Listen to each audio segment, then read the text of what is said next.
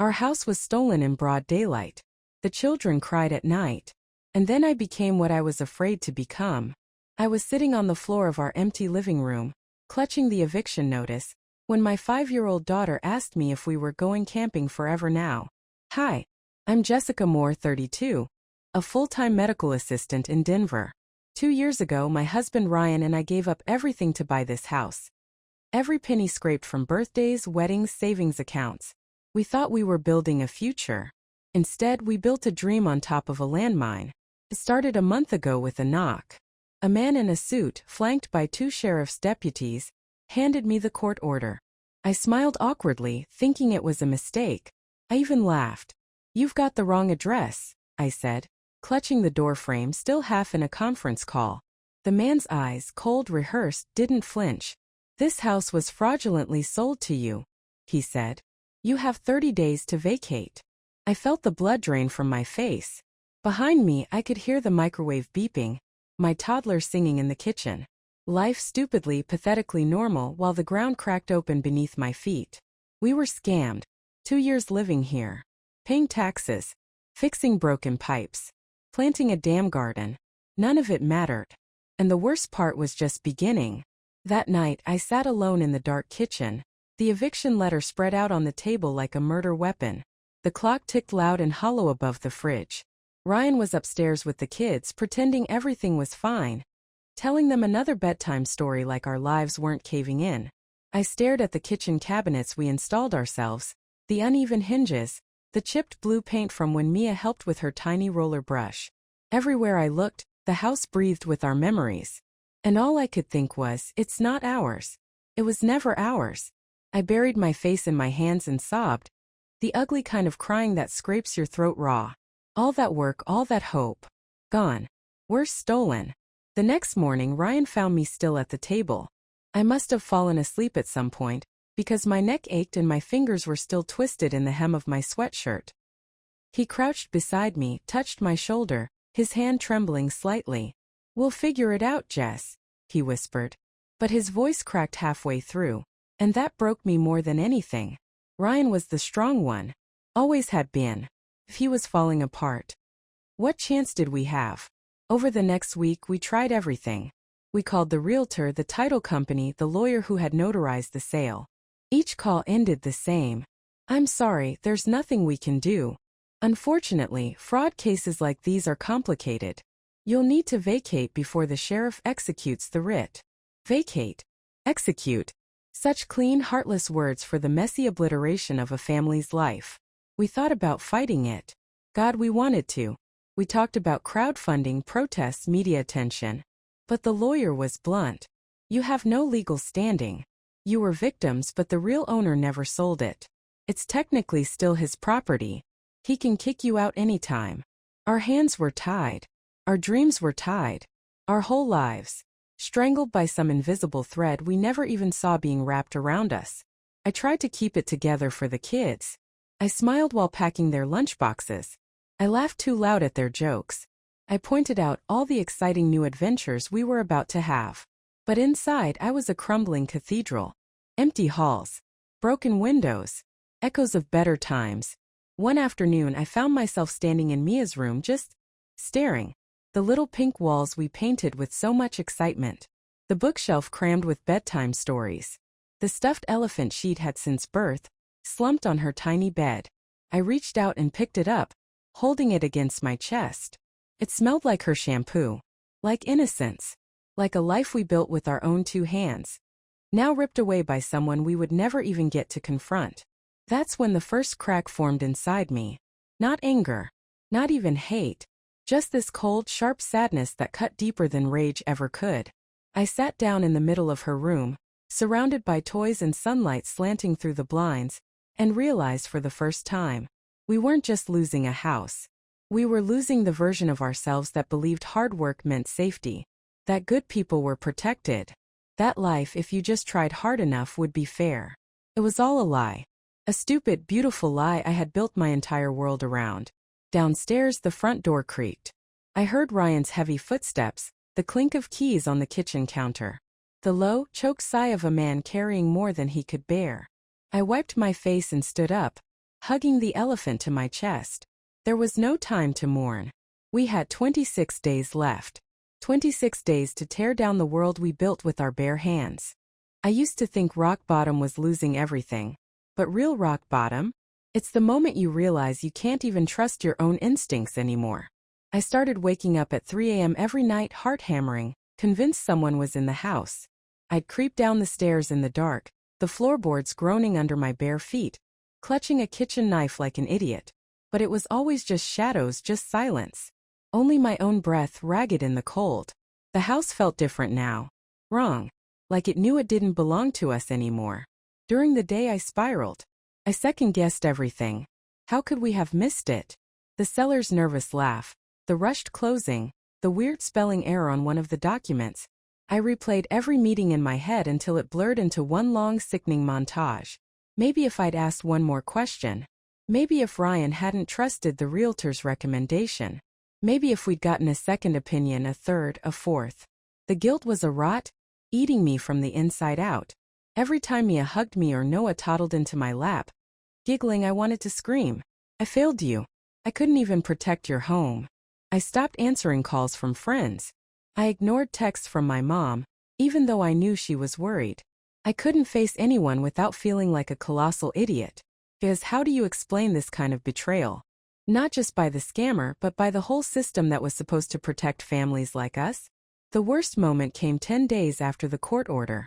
I had just put the kids to bed when I saw Ryan sitting at the kitchen table, staring at his laptop. He didn't even look up when I came in. Just sat there, frozen, the glow of the screen making him look ghostly. "What are you doing?" I asked, my voice hoarse. He turned the screen toward me. It was a listing site. Our house. Listed for rent by the rightful owner. $2,800 a month, Ryan said flatly. Starting in 30 days. I couldn't breathe. I gripped the counter to stay upright. They weren't just kicking us out. They were profiting off our pain. Taking the house we had fixed, cleaned, loved, and selling it to the next highest bidder like we were disposable. I don't remember sliding down the cabinet to the floor. I just remember the tile cold against my skin, my teeth chattering even though it was warm inside. Ryan knelt beside me, pulling me into his arms. For a long time we just stayed like that, two broken people clinging to the wreckage of their life raft. I wanted to scream. I wanted to break something. I wanted to run until my lungs burst and the world disappeared behind me. Instead I whispered, "What do we do now?" Ryan's arms tightened around me. "I don't know," he said. And that scared me more than anything. Because Ryan always knew. Always had a plan. Always had a way to fix things. The silence between us was a living thing, heavy and choking. That night, lying awake in bed, I stared at the cracked ceiling fan spinning slowly above us and let the darkness sink its claws into my chest. Maybe it was our fault. Maybe we weren't smart enough. Maybe we didn't deserve a house, a future, a dream. The doubts twisted deeper and deeper, until they weren't doubts anymore. They were facts. Sharp, undeniable facts. I turned onto my side, away from Ryan, and pulled my knees to my chest. In the hallway, the nightlight cast a soft glow against the walls. A tiny, stubborn flicker in the vast emptiness. I wanted to hate that light. But part of me needed it. Some small, stupid part of me that still believed in something better, even now. I didn't know it yet. But that tiny part of me, that stubborn ember, would be the thing that saved us. The day we started packing felt like dying in slow motion. Cardboard boxes stacked like tombstones around the house. Mia kept asking if we were moving somewhere with a bigger backyard. And Noah thought it was a game. Tossing toys into boxes and laughing. I smiled for them. God, I smiled so hard my cheeks hurt. Because what was I supposed to say? "No, sweetie. We're being evicted because your mom and dad got tricked and the world doesn't care." Ryan tried to keep things moving, organizing boxes, making checklists, making plans. But I could see it in his face. The way he avoided looking at the walls, the floors, the worn patch of carpet where we'd rocked Noah to sleep for months. This wasn't just a move. It was an exorcism. And we were the ghosts being thrown out. The real confrontation came 3 days before the eviction date. I was sitting on the front steps trying to breathe when a black SUV pulled up. A woman in a pantsuit stepped out, holding a clipboard. "Mrs. Moore?" she asked, like I might be anyone else. "I'm here on behalf of the property owner." To confirm your move-out date. Her voice was crisp, professional, like she was reading from a script about somebody else's tragedy. Something inside me cracked. I stood up so fast the blood rushed to my head. Do you even care? I snapped. Do you even know what you're doing to us? For a second, just a second, she hesitated. A tiny flicker of discomfort. Then it was gone, replaced by that same corporate mask. I'm sorry, ma'am, she said. I'm just here to document compliance. Compliance? Jesus Christ. Was that all we were now? A box to check? I stepped closer, the hot August sun beating down on us, the sweat sticky between my shoulder blades. I wanted to scream. I wanted to rip that clipboard out of her hands and throw it into the street. Instead, I forced the words through gritted teeth. We paid for this house. We lived here for 2 years. We built a life here. And now you're taking it like it means nothing. The woman shifted uncomfortably. Ma'am, the law. The law. I barked out a bitter laugh. The law let a scammer steal everything we had. The law let us sink every dime into this place. The law let us fix broken pipes, patch roofs, plant gardens. I choked, the words catching on the lump in my throat. And now the law says we're just squatters. That our family is garbage. A neighbor across the street paused mid-mow, pretending not to listen but glancing over with that same mix of pity and horror I was getting used to. The woman straightened, scribbled something on her clipboard. If you are not vacated by the designated date, the sheriff will forcibly remove you. I strongly recommend complying to avoid further legal action. She turned, walked back to her SUV, and drove away without another word. I stood there for a long time, fists clenched at my sides, the taste of blood in my mouth from biting my tongue too hard. The late afternoon sun made the asphalt shimmer, the air thick and buzzing with heat and fury. Inside the house, I heard Mia's laughter, innocent, unbothered. A cruel reminder that some parts of this world were still pure, even if we weren't allowed to keep them. That night, Ryan and I sat in the living room, what was left of it, surrounded by boxes and broken dreams. The kids were asleep upstairs, oblivious. The walls were bare now, the echo strange and hollow. I reached over and grabbed Ryan's hand. For a moment, neither of us spoke. Just sat there in the stillness, feeling the weight of everything we couldn't fix pressing down on us. Finally, I whispered, I don't want to leave. My voice cracked halfway through, but I didn't care anymore. Ryan squeezed my hand until it hurt. I know, he said, voice thick with unshed tears. Me neither. I wanted to fight. I wanted to chain myself to the front porch if I had to. I wanted to show the world that we would not be erased. But we had no money. No legal standing. No cavalry coming to save us. We were alone. I lay awake that night, listening to the faint hum of crickets outside the window, the occasional car passing by. Every sound felt like a countdown. Tick, tick, tick. 2 days left. 2 days until they came for everything we had. The morning we left, the sky was gray and low like the clouds themselves were mourning with us. Ryan loaded the last of our boxes into the beat-up minivan. I stood on the porch with Noah on my hip, Mia clutching my free hand so tightly it hurt. We weren't even allowed to lock the door behind us. The house, the home, wasn't ours anymore. We had to leave it wide open for the sheriff's inspection. Wide open like a wound. I turned one last time, eyes tracing every chipped brick, every crooked shutter, every imperfect thing we had loved anyway. The empty flower beds where Mia had planted seeds last spring. The faded chalk drawings still ghosting the driveway. It hit me then, this wasn't just a house. It was the graveyard of every dream we had dared to have. I bent down, kissed Mia's forehead, and whispered, say goodbye, baby. She waved at the house like she was waving at a friend. Like she didn't understand yet that sometimes goodbyes aren't temporary. Sometimes they're forever. We drove away without music. Without talking. Just the sound of tires on cracked asphalt and the occasional sniffle from the back seat. Ryan's knuckles were white on the steering wheel. I stared out the window, watching the houses blur past, all the homes we would never live in, all the lives we would never have. We didn't even have a real destination. No family nearby. No money for a hotel. The best we could manage was a month-to-month rental 30 minutes away, a grim little 2-bedroom above a laundromat that smelled like bleach and wet concrete. It wasn't ready yet. So we stayed with a distant cousin of Ryan's, a man I barely knew who lived in a cluttered trailer on the edge of town. He was kind enough. But it wasn't home. It wasn't ours. The first night there, Mia cried herself to sleep, asking when we were going back to our house. I held her so tightly my arms went numb. I promised her things I wasn't sure I could give. Someday, baby. Someday we'll have a house again. Someday tasted like ash in my mouth. Ryan slept in the front room on a couch that smelled like cigarettes and old dogs. I curled up on the floor with the kids, a blanket tucked around us, the floor hard against my hip bones. The stars were visible through a crack in the trailer ceiling, a tiny sliver of sky mocking me with its vast, unreachable beauty. I've never felt so small. So unwanted. So erased. I stopped answering my phone. Stopped opening emails. Friends sent messages thinking of you, here if you need anything, but it all felt hollow. What could they say? What could they do? I wasn't ready for their pity. Their awkward silences. Their careful, too bright smiles when they didn't know how to talk to someone who had lost everything. The world kept turning without us. Birthday parties we weren't invited to anymore. School events we missed because we didn't have a permanent address to register the kids. Even the church we used to attend quietly dropped us from the volunteer list. We had become ghosts. Visible only to each other. One afternoon, I sat on the curb outside the trailer while the kids napped inside. I watched the cars pass, the dust swirling in the late summer heat. And I realized something brutal and true. Nobody was coming to save us. Not the courts. Not the neighbors. Not the friends who loved us, but not enough to be uncomfortable. We were on our own. And maybe we always had been. The realization didn't feel brave or empowering. It felt like a final door slamming shut. A kind of death I hadn't even known existed.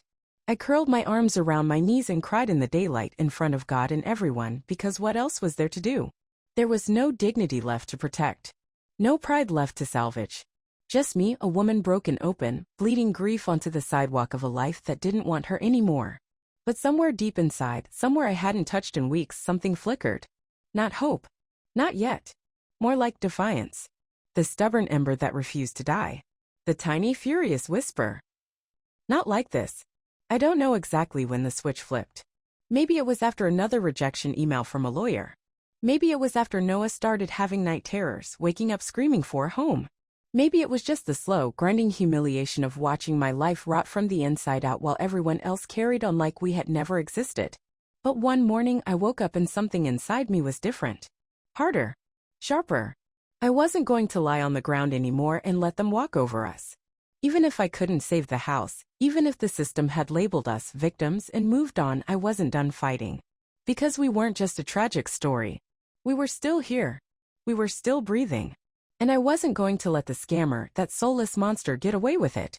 I started by digging. Hours online. Court records. Property sales. Old listings. Forums where victims of real estate fraud whispered to each other like survivors of some secret war. It didn't take long to find him. Different name. Different city. Same pattern. Fake documents. Quick closings. Families left ruined. He was still operating. Still smiling in listings with his 2 white teeth and handshake promises. Still selling stolen dreams to anyone desperate enough to believe him. I printed everything. Photos. Listings. Testimonies from forums. I built a case with my own 2 hands because no one else would. Ryan watched me silently at first, a worried crease between his brows. He didn't stop me. But I could see the fear in his eyes, the fear that I was slipping too far into obsession. Maybe I was. Maybe obsession was the only thing keeping me from falling apart. I sent everything to the police, the DA's office, the real estate commission, every journalist I could find. Most never responded. Some sent polite, useless replies. Thank you for the information. We'll review it as appropriate.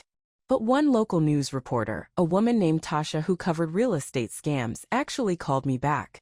She met me at a diner off the highway, the kind of place that smelled like burnt coffee and desperation. I showed her the file I'd built, my hands trembling with a mix of adrenaline and fear. She listened. She took notes. She asked good questions. And then she said the words I hadn't let myself even hope for. I think we can do something with this. A week later, the story aired. Our faces were blurred, our names changed, but the truth was there, raw and furious. Families scammed. Children displaced. A predator still on the loose. The phones at the police station lit up. Other victims came forward. People who had been too ashamed, too broken to fight back until they saw they weren't alone. It wasn't a miracle. The system didn't swoop in and hand us justice wrapped in a neat little bow. It was slower than that. Messier. But cracks began to form. Investigations reopened. Grand jury subpoenas issued. The man who ruined our lives was no longer untouchable. And in that messy, brutal battle, I found something I thought I'd lost forever. My voice. My anger. My fire. Ryan and I sat on the steps of the tiny rental one night, watching the sunset smear pink and orange across the sky. The kids were inside, laughing at some silly cartoon. For the first time in months, it didn't feel like the walls were closing in. Ryan bumped his shoulder against mine. "You did it," he said quietly. "You made them listen." Tears burned the back of my eyes, but I didn't let them fall. I just smiled, a real smile, and whispered back, "No, we did." Because for all the loneliness, for all the isolation, we had survived. Not just by breathing, not just by existing, but by refusing to let the world erase us. We had every right to be here, every right to fight for the life we built, even if it meant starting over, even if it meant fighting every damn day. And we weren't done yet. Not by a long shot. 6 months later, I stood in the middle of a tiny, crooked kitchen with peeling linoleum floors and cried, but this time it wasn't from grief. This time it was ours. We scraped and saved every dollar we could. Ryan picked up extra shifts fixing HVAC systems. I took night hours at the urgent care clinic. We sold our old furniture, ate canned soup, said no to every extra expense. We didn't buy a house. Not yet. We couldn't afford that. But we found a battered little rental house with a sagging porch and a backyard full of dandelions, and for the first time in what felt like forever, the lease had our names on it. Ours. Not some lie. Not some scam. Ours. I watched Mia run from room to room, shouting, "This one's mine," even though both bedrooms were barely bigger than closets. Noah toddled behind her, clutching a battered plastic truck. Their laughter bounced off the thin walls, and it sounded better than any symphony I could imagine. The air smelled like dust and possibility. The windows rattled when the wind blew. There was a crack in the ceiling that looked suspiciously like a leak waiting to happen. It was perfect. Because it was real. The scammer was still awaiting trial. The case was dragging, as cases always do, but enough people had come forward that there was no sweeping it under the rug anymore. He wasn't going to ruin another family without a fight this time. And maybe, just maybe, some part of that was because I refused to stay silent. Because I chose to rage instead of surrender. Because we dared to believe that even after everything, we still deserved a place in this world. One evening after we got the keys, Ryan and I sat on the battered porch steps. The sunset washed the world in molten gold, and the air smelled like fresh-cut grass from the neighbor's yard. I leaned against him, feeling his steady heartbeat against my side. For the first time in so long, I wasn't bracing for disaster. I wasn't flinching at shadows. I was here. "Do you regret it?" he asked quietly, his hand finding mine. "Buying that house?" I thought about it. About the laughter we had there. The meals we shared. The dreams we dreamed, even knowing how badly it ended. "No," I said softly. "I regret trusting the wrong people. I regret being naive. But I don't regret believing we deserved a home." Ryan kissed the side of my head, and for a while we just sat there, letting the peace settle over us like a second skin. Starting over was brutal. It was messy and ugly and painful. There were days I wanted to give up. Days I hated the world for being so unfair. But we did it anyway. We fought for every inch of ground we stood on. We built something new out of the rubble. We learned that even when everything is ripped away, some things, love, hope, stubborn, desperate courage, can't be stolen. I still have nightmares sometimes. Still jolt awake, heart pounding, certain that it's all happening again. But then I hear Mia's soft breathing down the hall. Feel Ryan's warm weight beside me. Smell the faint scent of cheap laundry detergent from the basket at the foot of the bed. And I know. We're okay. We're not broken. We're beating. We didn't just survive. We reclaimed our place in the world. And no scammer, no court, no system, no heartbreak, nothing can take that away again. Not ever.